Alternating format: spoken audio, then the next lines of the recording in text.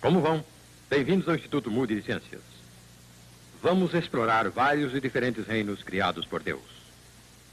Antes de terminar, eu penso que todos admitirão que Deus é um ser maravilhoso.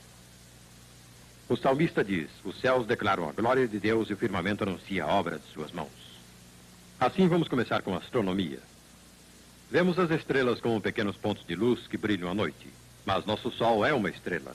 Para nós, ele não se parece com as outras estrelas no céu, porque estamos muito mais perto dele que das outras.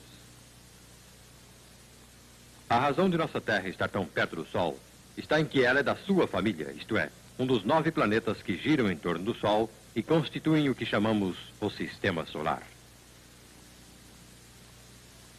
Mas o Sol, de que tamanho é ele? Bem, se ele fosse oco, poderíamos jogar dentro dele mais de 1 milhão de esferas do tamanho da nossa Terra e sobraria espaço. Pois o Sol é cerca de 1.500.000 vezes maior que a Terra. Espalhadas pelo céu estão outras estrelas maiores, fazendo nosso Sol parecer um ponto comparado com estas. Que distância nos separa delas? Bem, vamos viajar do nosso Sol à mais próxima estrela no espaço. Para a jornada viajaremos à velocidade da luz, 300.000 quilômetros por segundo. Vamos dizer que a nossa viagem começa em 1º de janeiro. Exatamente às 12 horas deixamos o Sol e caminhamos pelo espaço nessa incrível velocidade. Em 8 minutos e 19 segundos passamos as órbitas de Mercúrio e de Vênus e ultrapassamos os 150 milhões de quilômetros que separam a Terra do Sol. Nós continuamos, passando Marte, Júpiter, Saturno, Urano, Netuno e às 5h31 nós alcançamos Plutão, a última sentinela avançada do nosso sistema solar. Lembre-se, nós viajamos 6 bilhões, 245 milhões de quilômetros e ainda é 1º de janeiro. Mas espere um pouco. Nossa viagem ia até a mais próxima estrela, não aos limites do sistema solar. Nem mesmo começamos, pois devemos continuar viajando enquanto os dias, semanas e meses passam. Finalmente, 1 ano inteiro se vai. Depois, 2 anos. Depois, 3 anos. 4 anos. E finalmente, em 19 de abril do 5º ano, nós chegamos em Alfa Centauro, a mais próxima estrela no espaço. Mas nossos telescópios não param aqui. Suas lentes poderosas provam que as profundezas do espaço estendem-se por centenas, milhares e até milhões de anos-luz. E ainda há estrelas. Não muitos anos atrás, os astrônomos não podiam conceber nada além de nosso próprio sistema da Via Láctea. Para eles, isto era o universo. Então, uma nova descoberta abalou o mundo da astronomia em seus alicerces. Durante anos, telescópios revelaram corpos opacos chamados nebulosas, distribuídos pela imensidão dos céus. Algumas delas, tais como a nebulosa Flama, na constelação de Orion, e a espetacular nebulosa filamentosa em Cisne, que pensavam ser composta de gases luminosos. Muitas tinham forma espiral definida, parecendo grandes remoinhos de gases luminosos em processo de formação de uma estrela. No entanto, foi iniciado um intenso estudo da nebulosa espiralada de Andrômeda, pondo em ação o tremendo poder de redução do telescópio de 254 centímetros, descobriu-se que esta nebulosa é composta de estrelas individuais e que era, na realidade, outra galáxia. Foi esta descoberta que abriu as fronteiras do nosso conhecimento e expandiu enormemente nosso conceito do universo material. Esta nova descoberta possibilitou entender a estrutura de nossa própria galáxia e finalmente tivemos a explicação da Via Láctea. Nosso sistema é similar à galáxia de Andrômeda. Vista de lado, ela pareceria mais ou menos assim. A Via Láctea é meramente nossa visão de nossa própria galáxia. Mas a nossa é apenas uma galáxia. Por toda parte onde olhamos para o espaço, vemos outras. Quantas estrelas existem? Astrônomos dizem que há pelo menos 100 bilhões de estrelas em nossa galáxia. Há 100 milhões destas galáxias no espaço conhecido. E esse espaço conhecido é apenas 1/bilionésimo do espaço teórico. Assim, se quisermos contar as estrelas, devemos multiplicar 100 bilhões vezes 100 milhões,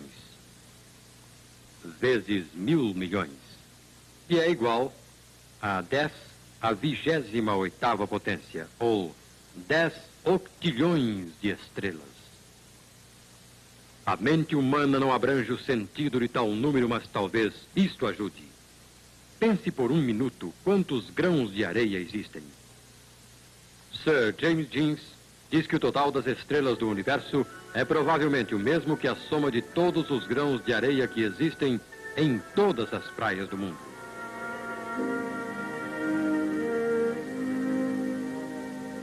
Você se sente muito pequeno? Sim, esta é uma reação natural.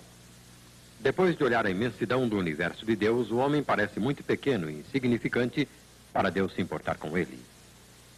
Mas há outras coisas para considerar. Por exemplo, Deus diz: olhai para os lírios do campo, como eles crescem. Eles não trabalham nem fiam. E eu vos digo que nem Salomão, em toda a sua glória, se vestiu como qualquer deles.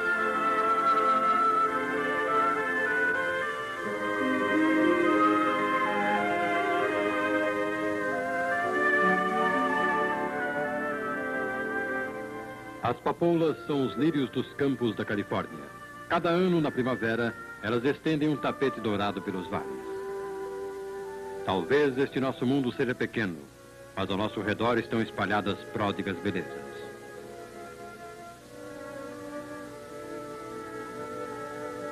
A papoula é uma flor amistosa. Ela cresce viçosa nas montanhas cobertas de neve e nas fazendas e ao longo das estradas. Lembram-se do versículo: considerai os lírios do campo, como eles crescem? Bem, vamos ver então como eles crescem. Vamos abreviar o tempo e resumir 4 dias e 4 noites em menos de meio minuto. Na manhã do primeiro dia, as pétalas rompem e a tardinha se fecham. Na manhã seguinte, elas se abrem de novo e à noite elas fecham. Na terceira manhã, elas abrem. E à noite, elas dormem. Depois, na quarta manhã, elas se esforçam para abrir, murcham e morrem. Cada dia, coisas maravilhosas acontecem ao nosso redor. Não notamos isso porque tudo se passa muito lentamente.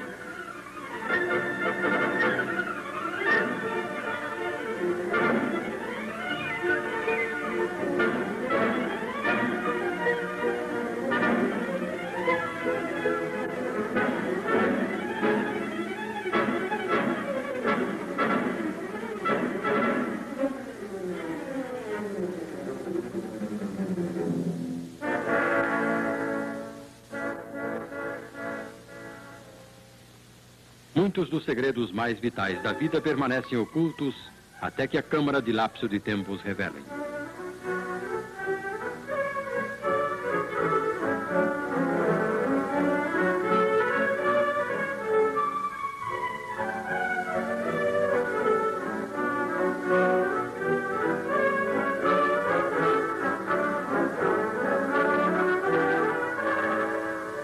Poderíamos pensar que seria o vento agitando as folhas do narciso.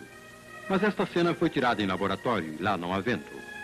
As folhas, observem, crescem primeiramente de um lado e depois do outro, dando-lhe esse movimento de oscilação. Há grandes forças envolvidas no crescimento das coisas vivas. O esforço deste botão de azaleia para abrir é um exemplo disto. Naturalmente aqui não transparece, mas é a mesma força que faz as raízes deslocarem uma calçada ou racharem os alicerces de uma casa. Cada flor tem seu próprio ritmo de crescimento enquanto desabrocha. A begônia, por exemplo, é tão rápida que é quase impossível ter a câmera focalizada sobre ela.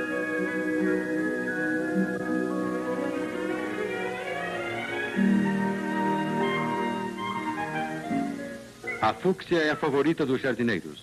Mas quantos deles sabem que elas crescem assim, como se tivessem uma crise de soluços?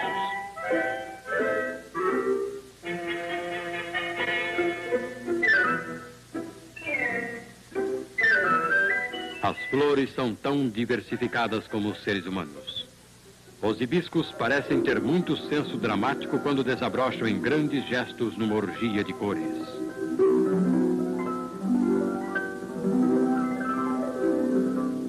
Há uma graça de minueto no ciclame.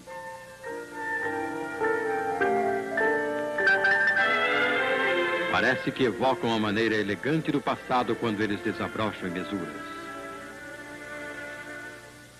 As plantas não crescem continuamente. Crescem um pouco, depois descansam. Nesta rosa, por exemplo, há um período de crescimento e um período de descanso. Depois um período de crescimento e um período de descanso. Nossa atenção foi dirigida para a beleza das plantas. Ah, mas existe algo muito mais vital do que a beleza. Pois as plantas fabricam direta ou indiretamente toda a alimentação que comemos. Enquanto as folhas estão expostas à luz do sol, o misterioso e admirável processo da fotossíntese se desenvolve.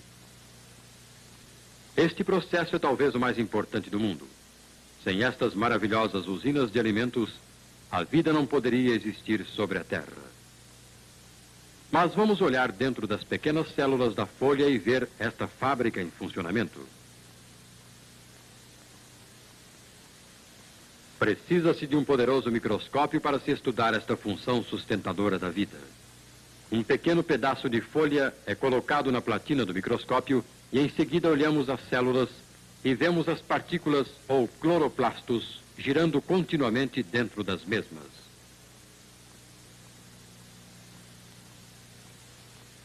Pela ação da luz do sol, este processo de fotossíntese assimila o carbono do dióxido de carbono do ar e o hidrogênio da água do solo, transformando ambos em carboidratos, proteínas e outros elementos alimentícios, de um modo que não se pode entender e talvez nunca criar.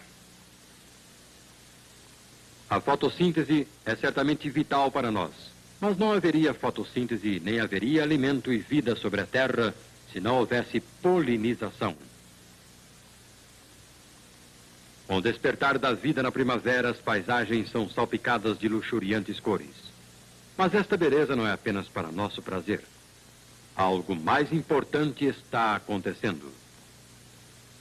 A razão do colorido é atrair os insetos e, ajudando a atração visual, há um pouco de néctar, doce ao paladar do inseto. Mas vejamos por que a flor precisa do inseto. A antera localizada na ponta desses filamentos produz o pólen. Esses delicados grãos amarelos têm que ser transportados até a superfície estigmática de uma flor vizinha. Sem esse processo, teríamos flores, mas nenhum fruto em nossas árvores. Sem frutos não há sementes, e ao passar do tempo não haveria árvores. Os insetos rastejam sobre as flores à procura de néctar e seus finos pelos nas pernas e no corpo pegam os grãos de pólen. Assim, o pólen é levado para a superfície viscosa e estigmática de uma flor vizinha. Aqui, estes grãos diminutos germinam. A câmara microfotográfica de lapso de tempo permite-nos testemunhar este emocionante processo de germinação.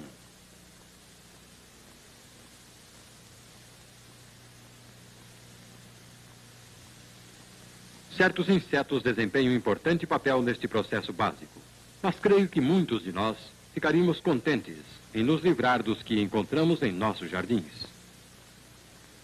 Nos aborrecemos muito com estes amigos importunos de apetite ilimitado.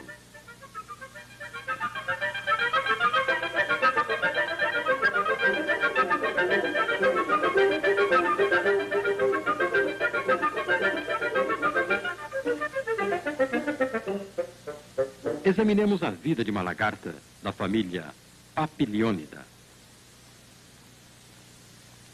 Ao findar os dias de existência da lagarta como larva, ela começa uma série de admiráveis preparativos para os próximos acontecimentos de sua vida. A fiação desta alça de seda é um passo importante neste processo.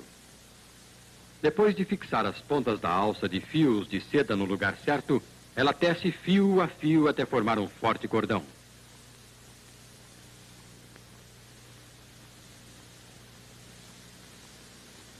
Quando terminado, ela executa perfeito número de ginástica ao pôr sua cabeça na alça.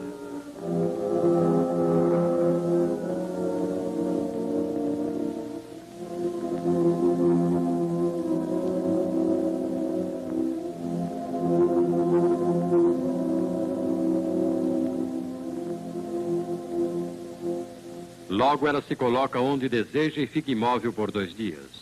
Durante esse período, os pseudópodos, órgãos que parecem como pés, colocados ao longo de seu corpo, desaparecem misteriosamente. Depois de um intervalo de imobilidade, o corpo da lagarta sofre convulsões violentas. E uma série de contrações musculares se inicia. Sabemos que a lagarta se transforma em crisálida e depois em borboleta, mas poucas pessoas já presenciaram essa transformação. Esta fotografia não é em lapso de tempo, mas na velocidade normal da mudança de pele. Nestes curtos instantes, ela está se livrando da pele, dos pés e de toda a aparência de lagarta, para surgir na misteriosa fase da vida chamada de crisálida.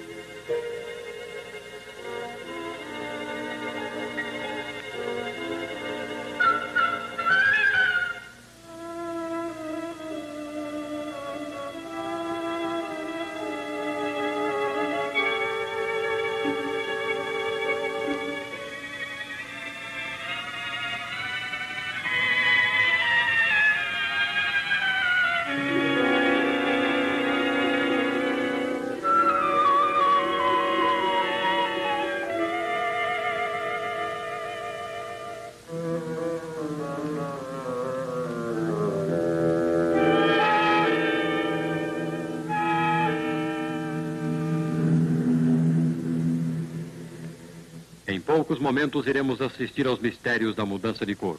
Mas, primeiramente, vamos recordar estas transformações rapidamente. Antes de perder a pele, prender-se no galho é simples. Mas quando ela se livra da pele, ela executa uma façanha de acrobacia que faz o homem do trapézio volante parecer um amador.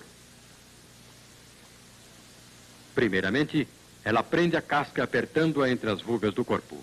Depois, ela faz aparecer aquilo que os entomologistas chamam de cremaster, que a fixa no tronco.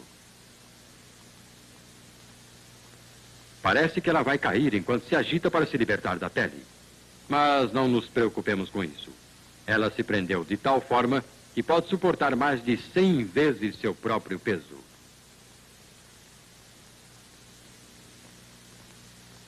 A chave desta aderência é o cremaster, único órgão na parte extrema do seu corpo. O tamanho natural não é maior do que a cabeça de um alfinete, mas o microscópio revela que ele é coberto de 140 pequenos e aguçados ganchos, exatamente daquilo que é necessário. Mas os ganchos só contam uma parte da história. Vários dias antes, a lagarta teve cuidado de enfiar esta quase invisível camada de seda no galho. É nesta camada de seda que se fixam os ganchos do cremaster com segurança. Você pode perceber a crisálida neste ambiente? Muito bem escondida, não acha? Esta combinação de cores com o ambiente não é por acaso. É autêntica camuflagem. As lagartas que formam estas crisálidas eram todas de um tipo, a Anise papilionida. Tiveram o mesmo alimento, crescidas em idênticas condições, com apenas uma diferença.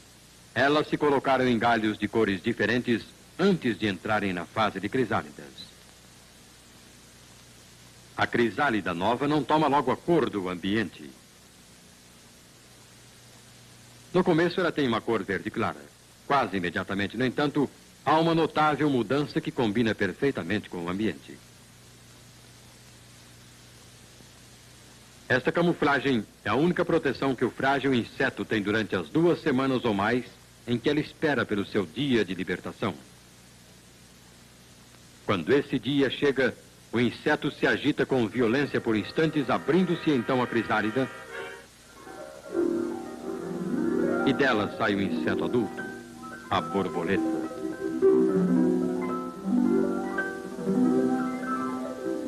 Naturalmente, ela não se parece muito com uma borboleta, porque as asas ainda não se abriram. Este processo, porém, não é longo. Se você olhar bem de perto, verá realmente como este processo se desenrola. Capilares dentro das asas se estão enchendo, alguns com sangue, outros com ar e outros com líquido que vai sementar, dando rigidez e força às asas da borboleta.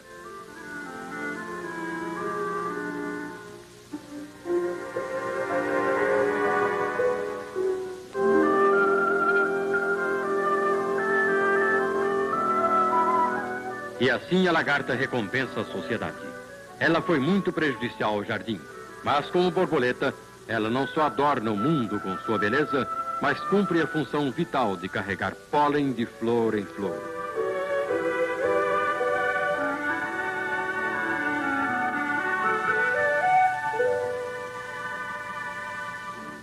Paramécio tem sido para os biologistas o exemplo clássico da simplicidade. É ele um micro-organismo monocelular que um acurado estudo revelou possuir tremenda capacidade de reprodução. Algumas espécies, sob condições ideais, se reproduzem de 3 em 3 horas. Felizmente para nós, esse processo sofre interrupção, sendo o didínio a razão disso. Esses pequenos seres devoram os paramécios. Mesmo sendo menores que sua presa, eles as engolem inteiras.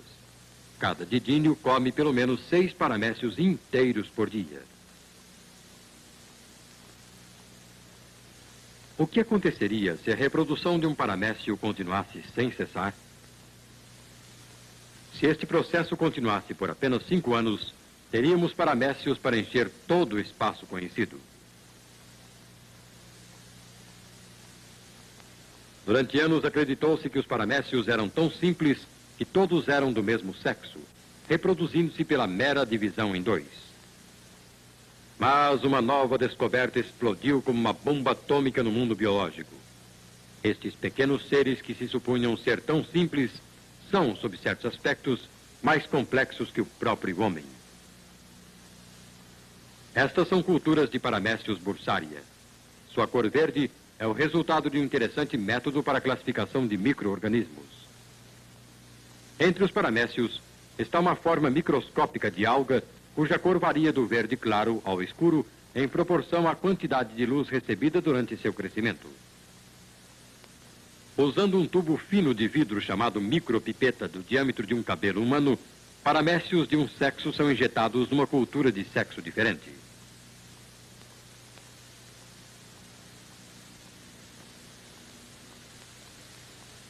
Logo depois que as culturas são misturadas, os corpúsculos se juntam em pequenos grupos.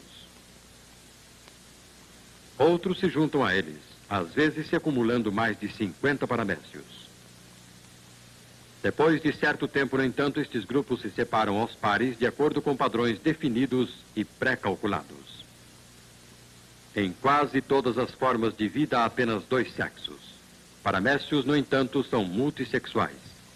Vários e diferentes sexos são conhecidos entre eles. Buscando a simplicidade, os cientistas descobriram uma grande complexidade.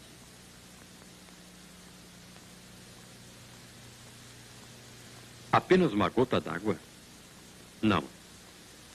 Um complexo mundo tão cheio de maravilhas como as galáxias que giram no espaço distante.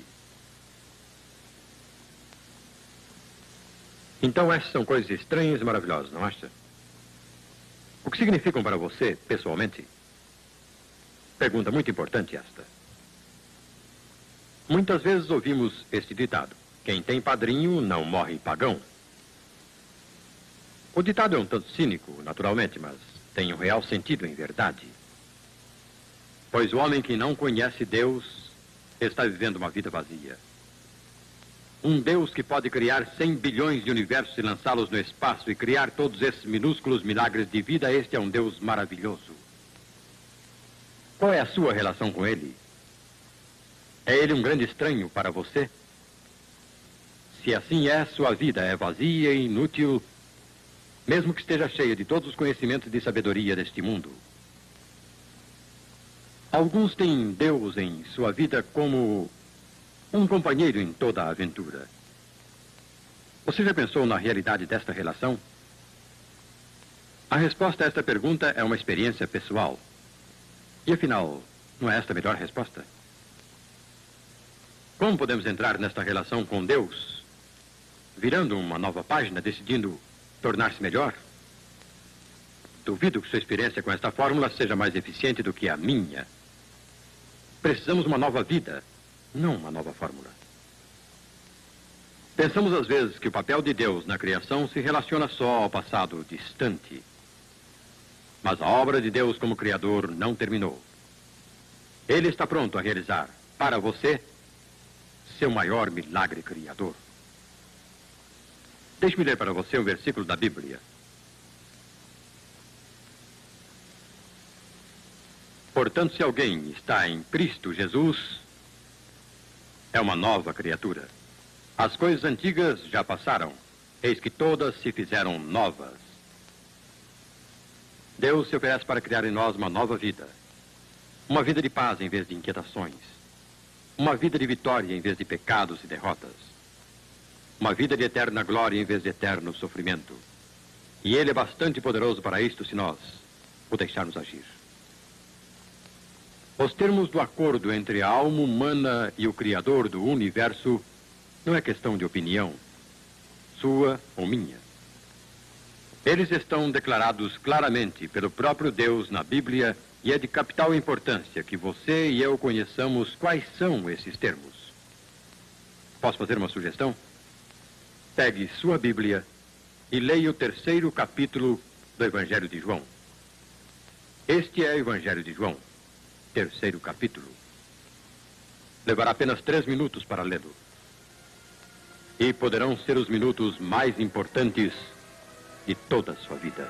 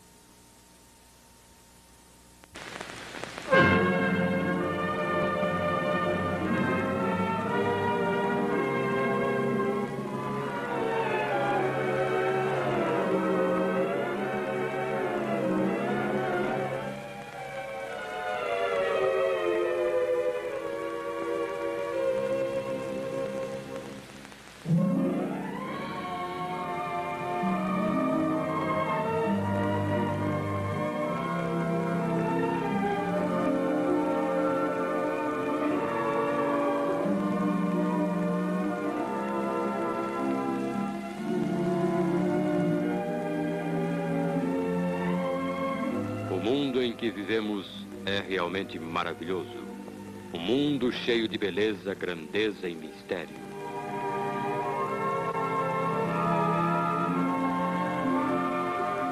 Sim, este mundo é maravilhoso, mas talvez a maravilha maior seja o próprio homem. Seu corpo é uma maravilha em adaptabilidade e eficiência mecânica. As máquinas precisam de lubrificação que recebem do exterior. O corpo humano, porém, produz seu próprio lubrificante na qualidade e quantidade certas de acordo com a parte que o exige. O corpo tem uma usina química muito mais eficiente e complexa que qualquer outra construída pelo homem. Ela transforma o alimento que comemos em carne e sangue, em ossos e dentes. E o corpo tem um sistema de aquecimento, uma fornalha viva que mantemos diariamente com o combustível do nosso alimento. Ao combinar-se com oxigênio, este combustível fornece calor e energia para toda a máquina corporal. Um termostato automático conserva a nossa temperatura numa média de 37 graus centígrados, exceto quando o organismo precisa de uma temperatura maior para combater enfermidades. Ainda mais maravilhoso é o olho humano. A máquina fotográfica é o invento humano que mais se assemelha ao olho, parece com ele de muitos modos. E isto se dá com qualquer máquina fotográfica, por menor que seja, como a que se pode carregar no bolso do colete, ou com a gigantesca máquina usada para fotografar detalhes do lançamento de uma nave espacial. Em ambos os casos, há uma lente, que no desenho e no funcionamento é semelhante ao olho humano. Quando a lente é focalizada sobre um objeto a determinada distância, e se modifica essa distância, o objeto torna-se embaçado, o que exige nova focalização da lente.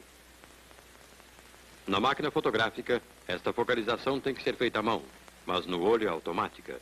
Músculos fortes modificam a focalização milhares de vezes em cada dia sem que pensemos nisso. E os quadros que o olho nos oferece não são em preto e branco, mas coloridos. E não são fixos, mas têm movimento. E não são quadros mudos, mas sonoros.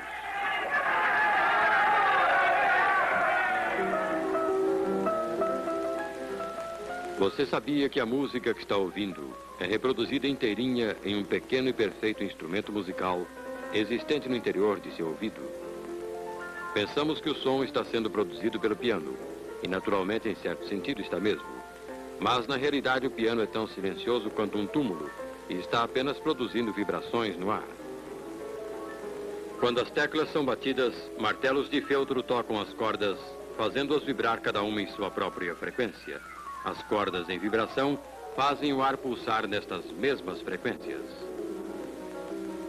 Estas pulsações são transmitidas à parte exterior do ouvido, ao canal auditivo e através da ligação mecânica do ouvido médio com o cóclea, que é todo enrolado como um caracol.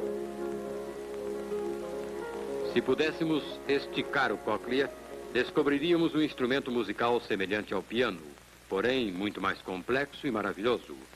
O ouvido tem mais de 24.000 cordas. Quando o piano é dedilhado, um notável tecladinho do ouvido executa os mesmos tons e transmite os sinais correspondentes ao cérebro por meio de linhas individuais. O ouvido exterior opera no ar, mas o cóclea contém um líquido. A transmissão de som do ar a um líquido é um dos problemas mais difíceis que a ciência conhece, mas no ouvido, contudo, este problema é resolvido de modo admirável pela precisão mecânica do ouvido médio, com seus 2 diafragmas e os 3 ossos de união, que possuem a exata força de alavanca requerida. No ouvido, esses ossos minúsculos, os ossículos, são a coisa justamente certa para a função que devem desempenhar. Eles têm um tamanho certo que não pode variar do berço ao túmulo. Estes são os ossos reais do ouvido de um adulto e de uma criança. Será um simples acaso o fato de serem os únicos ossos no corpo de um nenê que já estão plenamente desenvolvidos quando se dá o nascimento? O ouvido é um dos mais eficientes detetores de som conhecidos pelo homem, capaz de ouvir o troar de um canhão ou sussurrar de folhas. E, em condições ideais, até mesmo o som das pisadas de um gato. Cientistas do campo da engenharia acústica têm projetado salas especiais onde se pode estudar a admirável sensibilidade do ouvido humano. Prismas de lã de vidro absorvem sons neles incidentes. Protegido contra ruídos externos, pode-se ouvir coisas que nunca se ouviu antes. O som das moléculas do ar batendo nos tímpanos.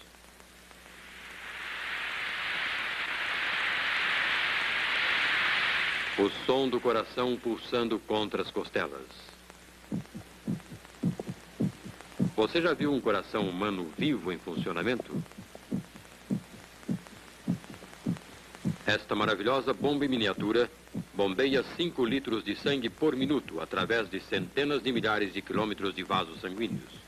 E num dia apenas, bombeia sangue suficiente para encher um grande caminhão-tanque até fazê-lo transbordar. No tempo médio de uma vida, encheria uma fila de carros-tanque de 80 quilômetros de comprimento e pulsaria 2,5 milhares de milhões de vezes sem uma única parada para reparos.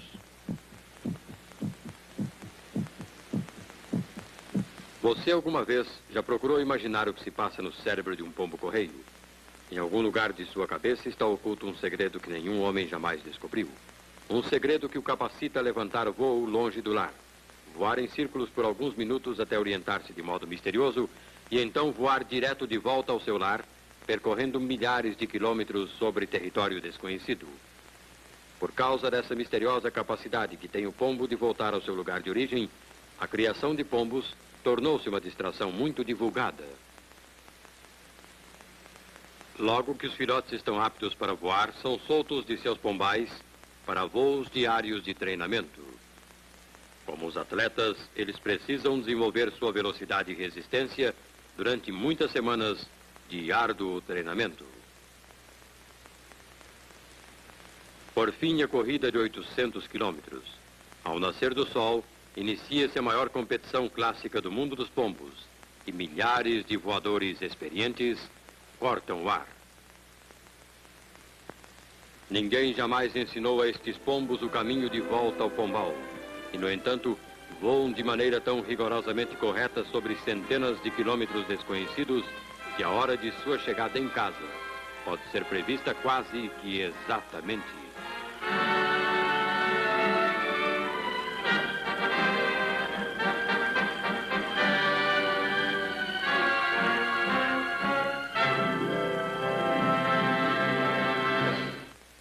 Mas os pombos comparados a esse tarambola das praias do Pacífico são voadores de pequeno raio de ação. Ele vive e procria no leste da Sibéria e do Alasca, mas passa o inverno nas ilhas havaianas. No fim do verão, as aves adultas realizam a longa viagem migratória voando 3.000 quilômetros sobre mar aberto. Não param para descanso nem alimento e voam sem o menor desvio para estas ilhas do tamanho da cabeça de alfinete dentro do vasto Oceano Pacífico. O filhote fica em casa, porque é moço demais para a viagem. Semanas depois, logo que seja capaz de voar, ele também sente a necessidade de emigrar e parte para um lugar que nunca viu. Ele precisa voar 3.000 quilômetros sobre um caminho que não apresenta o menor sinal e pelo qual nunca viajou antes. E os companheiros que vão com ele não podem ensiná-lo, porque eles também nunca fizeram a viagem antes. Qual a força que impele Tarambola a partir para um lugar que nunca viu? Imagine o que aconteceria se perdesse o rumo e não conseguisse alcançar estas pequeninas ilhas.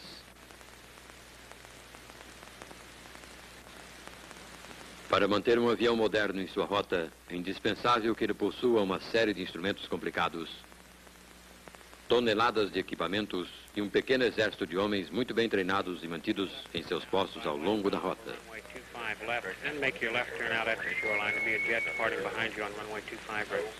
For 16 Bravo, I wanted you to fly westbound over 25 left. However, now that you started the left turn, continue to left turn out now. VFR midfield left turn and American. E contudo, há nesta cabecinha alguma coisa que o homem com todo o seu engenho não pode imitar.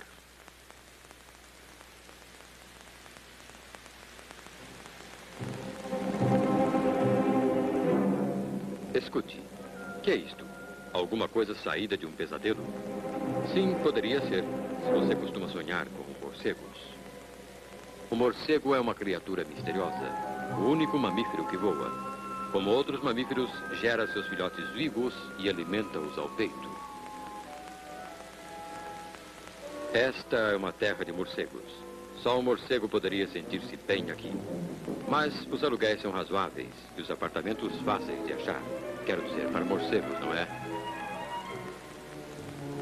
Mas os cientistas passam longas horas na busca de esconderijos de morcegos. O objetivo principal deste interesse é a extraordinária habilidade do morcego ao voar. E agora, nosso caçador oficial de morcegos entra em ação, a fim de que alguns morcegos possam ser apanhados e levados ao laboratório para um estudo mais acurado. No Instituto Moody de Ciência, os morcegos logo se adaptam ao novo ambiente. Mickey era um órfão quando o achamos, mas logo se tornou o predileto do laboratório. Acontece que ele tinha suas ideias próprias a respeito de alimentação, e até mesmo a mamadeira de boneca não o atraía muito a princípio. Mas não durou muito até que Mickey se sentisse perfeitamente à vontade com sua mamadeirinha. Poucos dias depois, eram inseparáveis.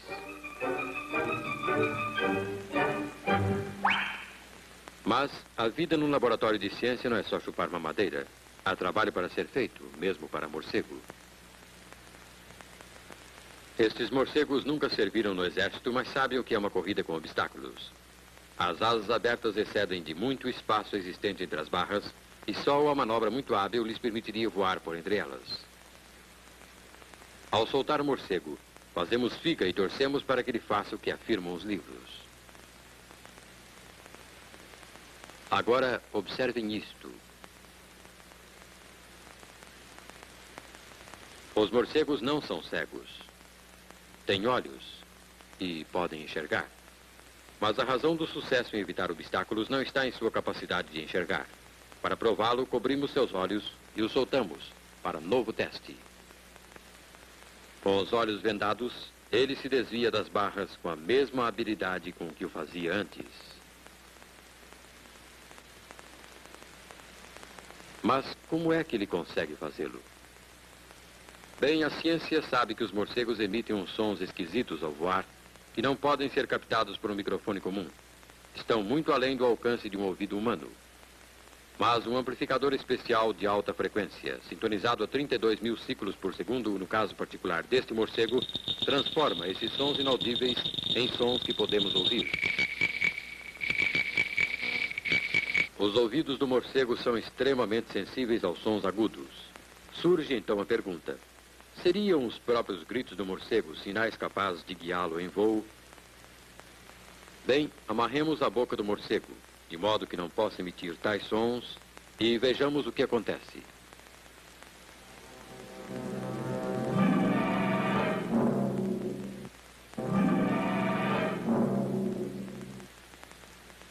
A ciência já provou conclusivamente que os morcegos são guiados em seu voo pelos seus gritos. E isso é verdadeiramente uma espécie de radar. O radar inventado pelo homem exige toneladas de equipamento e um grande número de pessoas para o seu manejo. Mas o morcego carrega seu espantoso radar em sua cabecinha. Radar que o dirige com segurança através da escuridão intensa das cavernas, que o impede de esbarrar em obstáculos que não vê, ou com milhares de outros morcegos que voam na mesma escuridão. Onde conseguiu o morcego esse equipamento tão maravilhoso? Obviamente isso tudo faz parte de um plano inteligente.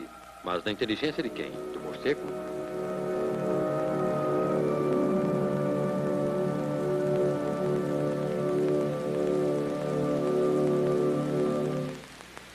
Se visitássemos as praias do sul da Califórnia, em algum anoitecer da primavera e do verão, as encontraríamos cheias de fogueiras. Mas as pessoas reunidas em torno destas fogueiras não estão em piquenique. Creio ou não, estas pessoas estão pescando. E agora, eis que vem o vigia gritando alegremente: "O Grúnio, venham, venham, venham todos."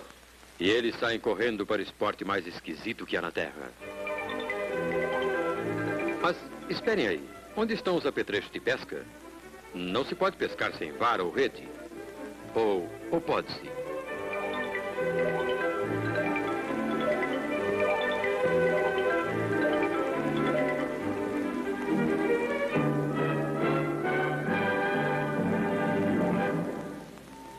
Peixe fora da água.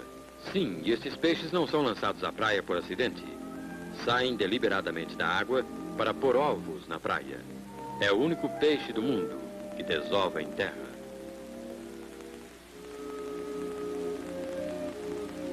Peixe fazendo ninho na terra. Um dos mais raros fenômenos biológicos. Um espetáculo único que não pode ser visto em lugar algum do mundo, a não ser em umas poucas praias do sul da Califórnia.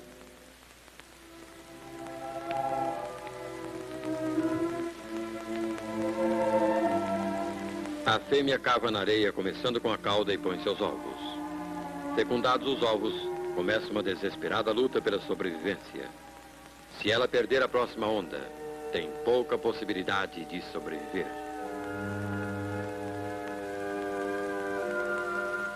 Os ovos são sempre postos quando a maré está bem alta. Depois, noite após noite, as águas recuam até a maré mais baixa. Nesse tempo é possível que os ovos estejam a centenas de metros da margem da água, longe do elemento no qual os peixes precisam eventualmente viver. Aqui os ovos se desenvolvem, permanecendo enterrados na areia quente e úmida. No departamento fotomicográfico aqui no laboratório, o desenvolvimento do embrião que se realiza sob a areia é estudado com o microscópio.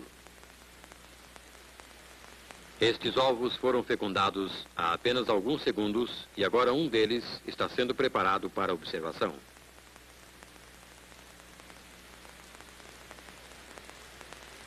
Com o auxílio do equipamento fotomicográfico de lapso de tempo, que transforma dias em minutos, podemos presenciar um impressionante espetáculo. O desenrolar-se mágico da vida pela divisão da célula. Os primeiros pálidos movimentos de vida surgem quando a capa blastoderme, vista no círculo, se divide em duas células distintas. Em questão de 30 minutos, a segunda divisão se torna evidente, dando origem a 4 células. Divisões sucessivas produzem 8, 16, 32, 64 e assim por diante, até centenas de milhares de células. Este agrupamento disforme é, na realidade, um peixe em formação. Contém todos os característicos do grânion adulto, seu tamanho, sua forma, seus hábitos. E até mesmo o germe da misteriosa sabedoria que o capacitará um dia a sincronizar perfeitamente sua desova com o movimento das marés.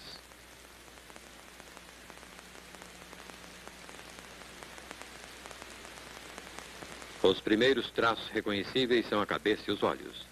E a primeira ação do peixe, controlada por seus músculos recém-formados, é revelada pela máquina fotográfica de lapso de tempo como uma série de movimentos convulsivos. A cabeça e os olhos são vistos agora com mais clareza. E no lado oposto do ovo começa a formar-se a cauda.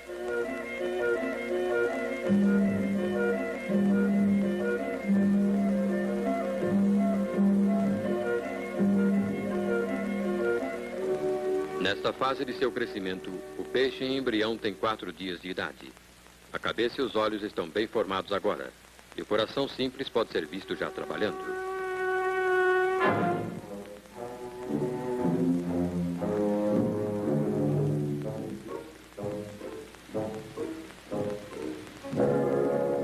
Depois de 8 a 10 dias, o ovo está pronto para se abrir. Mas não se esqueça disto, o que vai sair é peixe. Se o ovo se rompesse enquanto enterrado aqui na areia, não teria nenhuma chance de sobrevivência. Mas o ovo do grânion não se desfaz enquanto a água não o atinge. Mas quando isso acontece, rompe-se instantaneamente. Estes ovos podem permanecer enterrados na areia durante semanas e até meses, sem que apresentem a menor alteração. Mas vamos derramar água salgada sobre eles e vejamos o que acontece.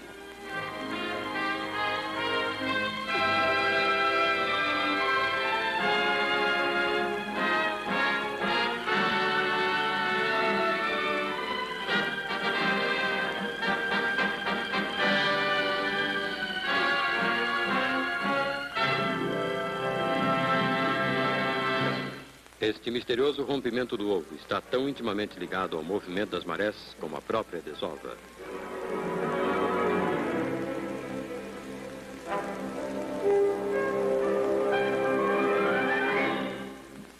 Suponhamos que os ovos fossem postos em alguma noite antes do auge da maré. A maré mais alta da noite seguinte os arrastaria e os exporia aos seus inimigos.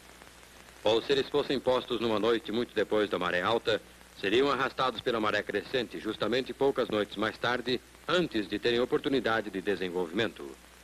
Na verdade, há apenas algumas noites em que o grânion pode pôr seus ovos com bom resultado, quando a maré está em seu auge, ou nas primeiras noites depois disso. A fêmea precisa não somente escolher a noite, mas também a hora exata dessa noite. Mesmo que pusesse seus ovos na noite certa, mas quando a maré ainda está subindo, seriam levados pela própria água. Ou se esperasse demais, após o auge da maré e pusesse os ovos durante o recesso da maré, eles seriam arrastados e destruídos pela maré crescente da noite seguinte. Somente durante esta hora mágica podem os ovos ser postos onde se desenvolverão com segurança.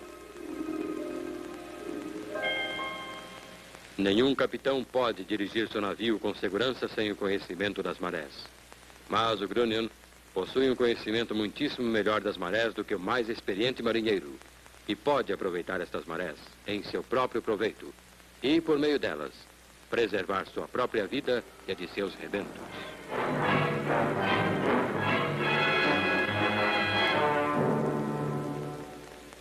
Você se lembra do primeiro jardim que teve quando era mocinho? Você plantava sementes e as cobria tão cuidadosamente. Você, por certo, esperava que as plantas estourassem da terra desta maneira. Mas, por alguma razão, isto não acontecia assim. Enquanto você esperava, talvez tenha feito esta observação a si mesmo. Vai ver que plantei aquelas sementes de cabeça para baixo. Será que as sementes devem ser plantadas numa posição certa? Ao abrir-se uma semente de feijão, notamos que a raiz do embrião aponta para uma direção definida. Esta determina a direção do crescimento inicial. Assim, é possível plantar-se uma semente de cabeça para baixo, mas não importa o modo como a semente é colocada no solo. A planta sempre cresce na direção certa. Mesmo que procuremos enganar a semente, ela não se atrapalha. A raiz reversa a direção e continua a crescer para baixo. Ora, o rebento cresce para o alto, porque essa é a direção certa para obter a luz de que precisa. Mas se a luz não puder ser encontrada nessa direção, o rebento crescerá em qualquer direção a fim de alcançá-la, mesmo que tenha que se desviar através de um buraquinho para chegar até lá.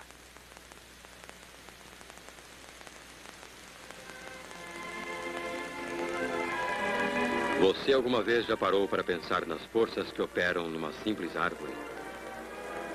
Esta árvore é provavelmente a coisa viva mais velha existente no mundo. Já possuía quase 2.000 anos quando Jesus nasceu.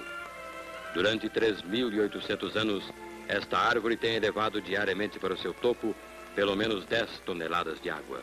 Um total de mais de 1 trilhão de quilogramas de energia. É evidente que há um poder infinito atrás do mistério da vida. Mas essa força será cega, destituída de inteligência, impessoal.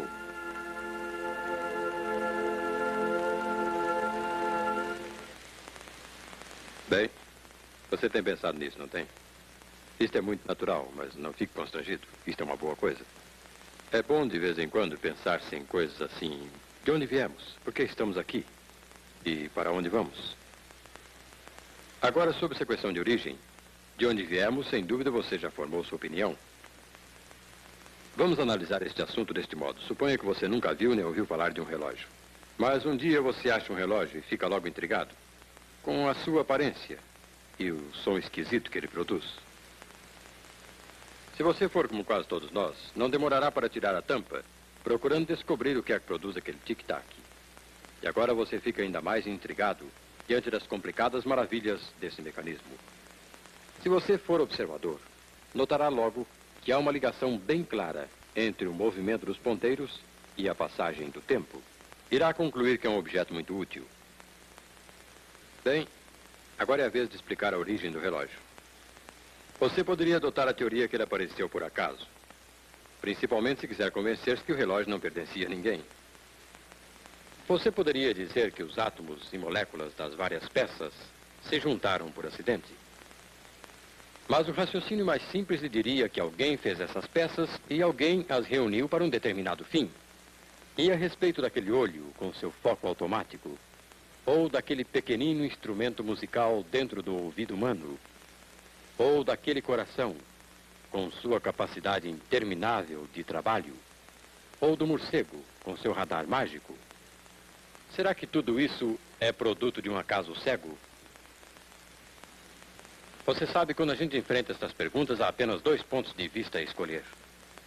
Ou tudo isso aconteceu por acaso, ou é resultado de projetos e planos. Você poderia apenas encolher os ombros e dizer, é questão de opinião pessoal, e deixar tudo assim. Você poderia, mas o fato é que este assunto afeta vitalmente toda a sua vida. Ele determinará como você pensa e vive. Afinal, se o homem é apenas um acidente, então ele não tem responsabilidade alguma, a não ser aquela que a si mesmo se impõe. Não há para ele outra lei senão a da conveniência e do desejo. E quando isso acontece, quando as pessoas pensam e vivem de acordo com essa filosofia, resulta o caos. Por outro lado, se existe um plano, existe um planejador. Se existe criação, existe um criador. Existe um Deus. Você sabe, não é difícil crer num Deus. É a coisa mais simples e mais lógica do mundo. Parece que algumas pessoas estão honestamente confusas devido ao labirinto de argumentos contraditórios. tentam deixar as coisas mais difíceis. Para alguns, o problema se complica quando se preocupam em descobrir quem é o dono do relógio. Em outras palavras, crer em Deus traz responsabilidade. E eles não a querem assumir. Não querem que lhes digam o que é certo ou errado, como viver e agir. Nem mesmo Deus que os criou. E como existem hoje tantas pessoas neste mundo vivendo e agindo como se não houvesse Deus, não admira que o mundo esteja nessa confusão. Ao ver o resultado da descrença no mundo atual, não é exagerado afirmar-se que a única esperança para o mundo como um todo, ou para você como indivíduo, é fé em Deus. Não apenas crer num ser supremo, ou num grande poder, mas crer num Deus pessoal que o amou intensamente e lhe oferece salvação perfeita e completa. Porque Deus amou o mundo de tal maneira que deu o seu Filho unigênito para que todo aquele que nele crê não pereça, mas tenha a vida eterna.